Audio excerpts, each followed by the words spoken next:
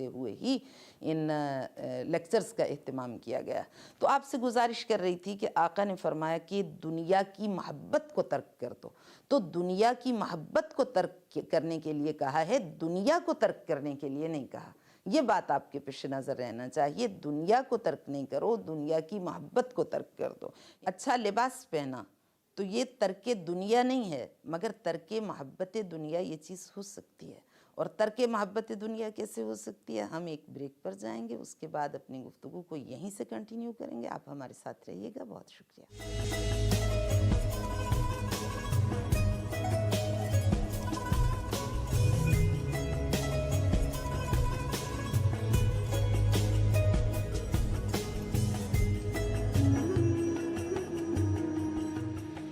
ہم گفتگو کر رہے تھے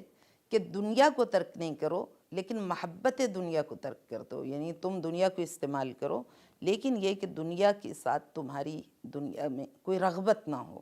تو یہ ایک بالکل الگ تصور ہے جو اسلام نے ہمارے سامنے پیش کیا، اور جو آج کا ہمارا اسلام ہے اس سے قطعاً مختلف ہے۔ آقا نے فرمایا فَإِنَّ حُبَّ الدُّنْيَا يُعْمِي وَيُسِمْ وَيُبْكِمْ وَيُذِلُّ الرِّقَابِ، یہ نہیں کہا کہ فَإِنَّ الدُّنْيَا، یہ نہیں فرمایا کہ دنیا انسان کی آنکھوں کو بلائنڈ کر دیتی ہے، دنیا اس کے کانوں کو ڈم کر دیتی ہے، دنیا اس کے لبوں کو میوٹ کر دیتی ہے کلمہ حق کی ادائیگی سے، بلکہ فرمایا فَإِنَّ حُبَّ الدُّنْيَا، جب انسان دنیا کا عاشق ہوتا ہے، جب وہ دنیا کا دیوانہ ہو جاتا ہے، جب وہ دنیا کو چاہنے لگتا ہے بہت زیادہ، اس وقت یہ مسائل پیدا ہوتے ہیں کہ اس کی زبان میوٹ ہو جاتی ہے کلمہ حق کی ادائیگی سے، وہ غیر اللہ کی سلیوری میں مبتلا ہو جاتا ہے۔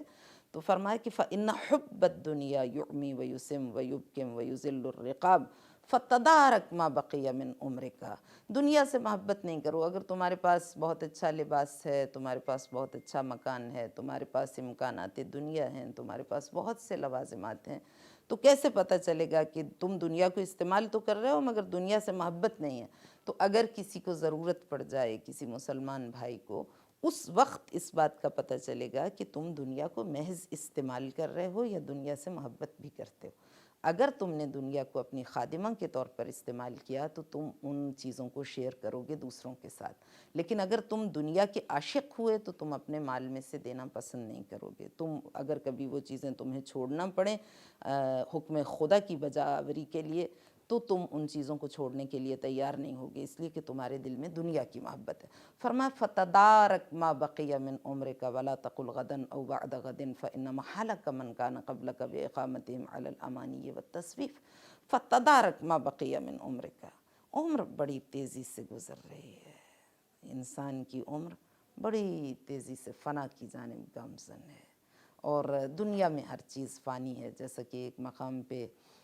کچھ جملے ہمیں ملتے ہیں کہ این دنیا تنها یک سراب است، نفسی که میکشی خاکی که بر رویش راه میروی، بر رویش گام مینهی، آبی که مینوشی، آتشی که به تو حرارت میبخشد، به تو گرما میدهد، همگی وهم و خیال است، هر کس این خواب و خیال را باور کند سرانجام روزی بیدار خواهد شد۔ کہ کہتے ہیں اے انسان غافل، یہ دنیا ایک سراب ہے، محض اور محض ایک سراب ہے، حقیقت سے اس کا کوئی تعلق نہیں ہے، یہ صرف ایک سراب ہے جو منظر نگاہ بہت جلد بدلنے والا۔ آبی کہ می نوشی، تم پانی پیتے ہو، تمہارے منہ میں ہے پانی لیکن تمہیں یہ معلوم نہیں ہے کہ وہ حلق سے نیچے اترنے کی مہلت تمہیں ملے گی یا نہیں۔ خاکی کے بر رویش راہ می روی، جس مٹی پہ تم قدم رکھ رہے ہو، جس سینہ زمین پہ چل رہے ہو، اگلے ہی لمحے ورق الٹ جائے اور وہ زمین تم پہ مسلط ہو جائے۔ اور پھر جتنے بھی وسائل دنیا ہیں، جتنی چیزیں ہیں جو آج تمہارے لیے بہت آرام بخش ہیں، یہ جیسے ہی دائی اجل کو لبیک کہنا پڑا تمہیں، لمحہ مرگ آیا، یہ تمام تم سے سلب ہو جائیں گی۔ اس لیے زیرا همه چیز در این دنیا فانی است، این دنیا تنها یک گذرگاه است، گذرگاهی است زیبا، یہ دنیا بہت خوبصورت ہے مگر ایک گزرگاہ سے زیادہ نہیں، یہ محل عبور ہے۔ ہمیں چیز در این دنیا فانی است، اس دنیا میں ہر چیز فانی ہے۔ کل من علیہا فان ویبقى وجہ ربک ذو الجلال والاکرام، جو کچھ صفحہ کائنات پہ ہے سب فنا ہو جائے گا، سب فنا کی زد میں آ جائے گا۔ وَيَبْقَ وَجْهُ رَبِّكَ،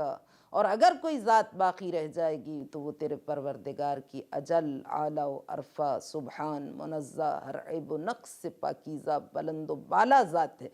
قادر و توانا ذات ہے، حی و قیوم ذات ہے، وہ باقی رہ جائے گی، اس کے ساتھ اچھا تعلق برقرار و قائم کرنا یہ تمہاری ضرورت ہے۔ فلذا فرماتے ہیں کہ ہمیں کی وام و خیال است، یہ جتنے رشتے، ناطے، تعلقات، دوستیاں، احباب، اعزہ،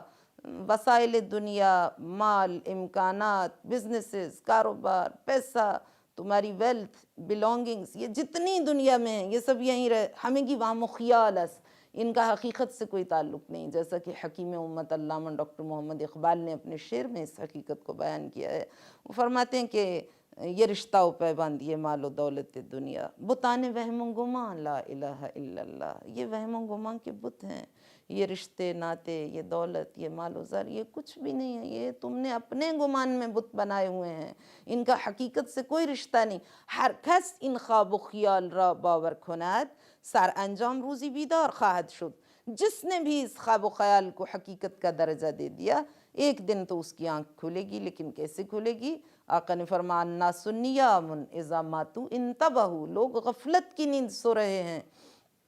جب موت کا تعزیہ آنا پڑے گا تو ایک دم گھبرا کے اس خواب غفلت سے اٹھیں گے، لیکن اس وقت بازی ہاتھ سے نکل چکی ہوگی، انسان شکست خوردہ ہوگا، اور وہ کہے گا حتی اذا جاء احدهم الموت قال رب ارجعونی لعلی اعمل صالحا فیما ترکت کلا انها کلمۃ هو قائلها ومن ورائهم برزخ الی یوم یبعثون۔ جب وقت موت آئے گا اور وہ دائی اجل کو دیکھے گا، وہ فرشتہ موت کا مشاہدہ کرے گا، تو قال،